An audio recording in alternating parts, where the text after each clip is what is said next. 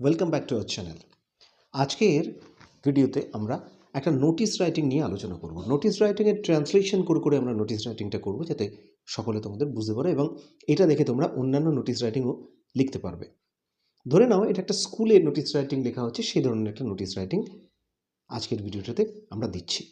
Structure থেকে শুরু করে কন্টেন্ট সবটাই তোমরা দেখতে পাবে। এই যে দেখতে পাচ্ছ, এটা একটা স্ট্রাকচার দেওয়া রয়েছে। দেখো, প্রথমেই স্কুলের নামটা থাকছে, এবিসি স্কুল, মানে তোমার স্কুলের নাম যদি দিতে হয় তাহলে তোমার নিজের স্কুলের নাম দিচ্ছ।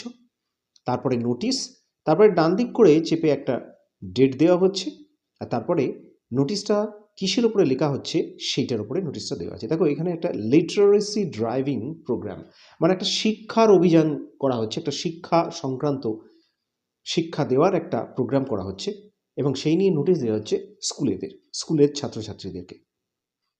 দেখো, বাংলায় একটা একটা করে ট্রান্সলেট করে আমরা এবার নোটিশটাকে পড়ব। নোটিশটা হচ্ছে যে স্কুল থেকে একটা শিক্ষা সংক্রান্ত, মানে কাছের এলাকার লোকেদের একটা শিক্ষার দেওয়ার একটা প্রোগ্রাম করা হচ্ছে এবং সেই জিনিসটাকে জানিয়ে স্টুডেন্টদেরকে এই নোটিশটা দেওয়া হচ্ছে যে তারা যদি যারা ভলেন্টিয়ার্সের কাজ করতে চায় এই শিক্ষা সংক্রান্ত প্রোগ্রামটাতে। নোটিশটা শুরু করছি। আমাদের স্কুলে সকল ছাত্রছাত্রীদের এটা জানানো হচ্ছে যে আমাদের স্কুল আমাদের এলাকার দরিদ্র মানুষদের শিক্ষিত করার জন্য একটি সাক্ষরতা অভিযান কর্মসূচি আয়োজন করতে চলেছে বা যাচ্ছে। তাহলে এর ট্রান্সলেশনটা এবার তোমরা দেখো। All the students of our school are here by notified. এই যে কথাটা এখানে বলা আছে, all the students of our school are here by notified, মানে স্টুডেন্টদেরকে জানানো হচ্ছে, এটা কিন্তু প্যাসিভ ভয়েসে করা আছে, that our school is going to organize a literacy drive program to educate the poor people in our school area। মানে আমাদের স্কুল এরিয়াতে যে সমস্ত গরিব লোকেরা আছে তাদেরকে শিক্ষা দেওয়ার জন্য এই প্রোগ্রামটা করা হচ্ছে। তারপর কর্মসূচির উদ্দেশ্য হলো দরিদ্র মানুষ এবং তাদের সন্তানদের শিক্ষিত করা। The purpose of the programme, এখানে পারপাস কথাটার মানে হচ্ছে উদ্দেশ্য। The purpose of the programme is to educate the poor people and their children. এখানে টু এডুকেট আমরা এটা ইনফিনিটিভ দিয়ে করেছি। টু এডুকেট মানে শিক্ষিত করার জন্য। তাহলে two educate the poor people and their children.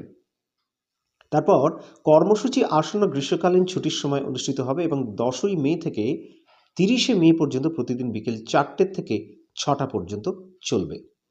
The program will be held in the coming summer vacation and will continue from 10th May to 30th May from 4 p.m. to 6 p.m. একটা সেন্টেন্সে এটা করা হয়েছে, এটা বলা হয়েছে।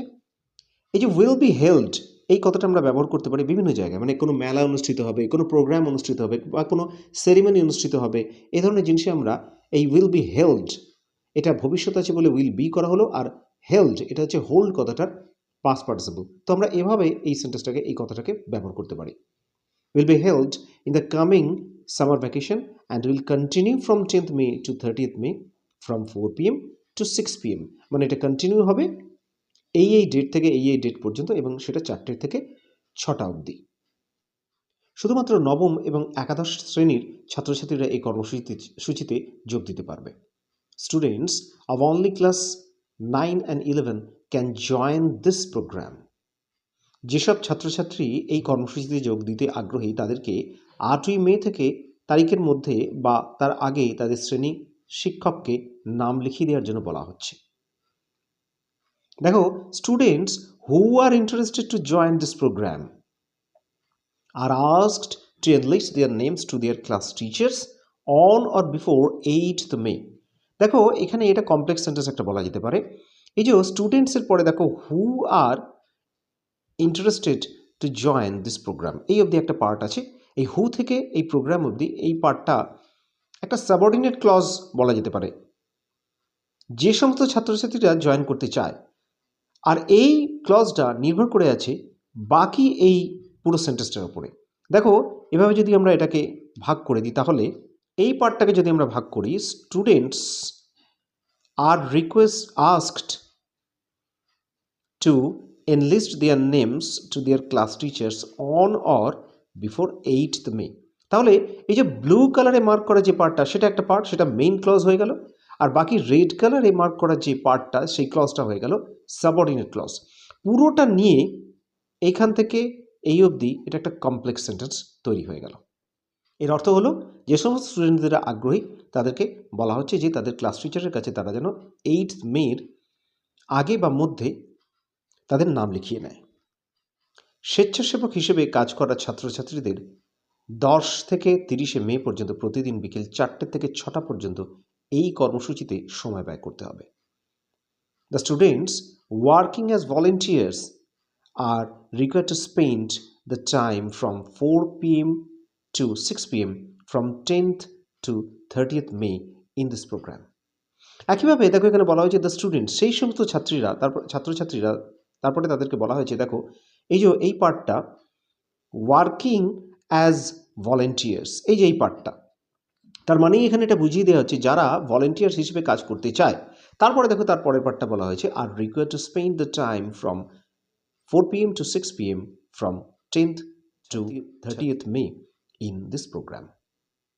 স্বেচ্ছাসেবক ছাত্রছাত্রীদের এই কর্মসূচি শেষ হওয়ার পর স্কুল থেকে একটি সনদপত্র প্রদান করা হবে। সনদপত্র মানে সার্টিফিকেট দেওয়া হবে আর কি। আগ্রহী ছাত্রছাত্রীদের তাদের অভিভাবকদের কাছ থেকেও সম্মতিপত্র নিয়ে আসতে হবে, মানে একটা কনসেন্ট লেটার। সম্মতিপত্র মানে তাদের যে গার্জেনদের থেকে একটা কনসেন্ট লেটার বা তাদের সম্মতিপত্রকে সই করেই নিয়ে আসতে হবে আর কি। দেখো তার ইংলিশটা দেখো, the volunteer students will be given a certificate from school after completion of this programme. এই after completion of this programme মানে প্রোগ্রামটা শেষ হওয়ার পরে। কমপ্লিশন কথাটা এখানে একটা নাউন, মানে এটার মানে হচ্ছে শেষ। এই কমপ্লিশন কথাটার মানে এখানে সমাপ্ত। তারপরের পার্টটা দেখো, interested students are required to take a consent letter. এই কনসেন্ট লেটার কথাটার মানে হচ্ছে সম্মতিপত্র from their respective guardians also. তাদের অভিভাবকদের থেকে এই সম্মতিপত্র তাদেরকে আনতে হবে। তারপর দেখো, যে কোনো অতিরিক্ত তথ্যের জন্য অনুগ্রহ করে স্বাক্ষরকারীর সাথে যোগাযোগ করুন। এখানে নিম্নলিখিত স্বাক্ষরকারী আর কি। তো এই কথাটা তোমরা জানো যে নোটিশে এটা ব্যবহার করা হয়। For any further information please contact the undersigned. এবার এই অবধি নোটিশটা লেখা এখানে শেষ হলো। এরপরে দেখো তোমরা সবাই জানো যে নোটিশের এই যে শেষের যে ফরম্যাটটা, এই ফরম্যাটটা এইভাবে দিতে হয়। কাউন্টার সাইন্ড হেডমাস্টার, যেহেতু স্কুল থেকে দেওয়া হচ্ছে, মানে যে হেড থাকে যে কোনো একটা প্রতিষ্ঠান বা অর্গানাইজেশনের যে হেড থাকে তাকে এইভাবে কাউন্টার সাইন করতে হয়। তারপরে এসডি লিখে স্টুডেন্ট সেক্রেটারি, মানে যে লিখছে তার পদটা হলো স্টুডেন্ট সেক্রেটারি, সেই জন্য স্টুডেন্ট সেক্রেটারি লেখা হয়েছে। তারপরে স্টুডেন্টস অ্যাসোসিয়েশন, এটা একটা সংস্থা, স্কুলেরই মধ্যে একটা ভাগ, স্টুডেন্টস অ্যাসোসিয়েশন। তারপরে দেখো স্কুলের নাম এবিসি হাই স্কুল। এখানে যেমন যেমন অ্যাপ্লিকেবল, তোমাদের নিজেদের স্কুলের নাম যদি অ্যাপ্লিকেবল হয় তো তোমরা এই স্কুলের নামটা, তোমাদের স্কুলের নামটা এখানে দিয়ে দেবে। তো স্টুডেন্টসরা এই ছিল আজকের নোটিশ, আর এই হলো নোটিশের টোটাল স্ট্রাকচার। দেখো প্রথমেই এবিসি স্কুল, স্কুলের নাম দিতে হয়, তারপরে দেখো নোটিশ লিখে, তারপরে দেখো কিসের ওপরে তোমরা নোটিশটা দিচ্ছ সেটা লিখে, লেখার পরে পুরো নোটিশটার এটা ছিল বডি, আর বডি লেখার পরে দেখো এখানে কাউন্টার সাইন্ড হেডমাস্টার, তারপরে SD student secretary, students association, আর তারপরে এবিসি হাই স্কুল স্কুলের নাম। আশা করি এই নোটিশটা তোমাদের ট্রান্সলেশন করতে বা এই অন্য নোটিশ লিখতে অনেক সাহায্য করবে। নোটিশটা ভালো লাগলে ভিডিওটা একটা লাইক করো, আর এগুলো তোমাদের বন্ধুবান্ধব এবং আত্মীয় স্বজনদেরকে শেয়ার করো। সকলকে অনেক ধন্যবাদ। দেখা হচ্ছে আবার নেক্সট ভিডিওতে।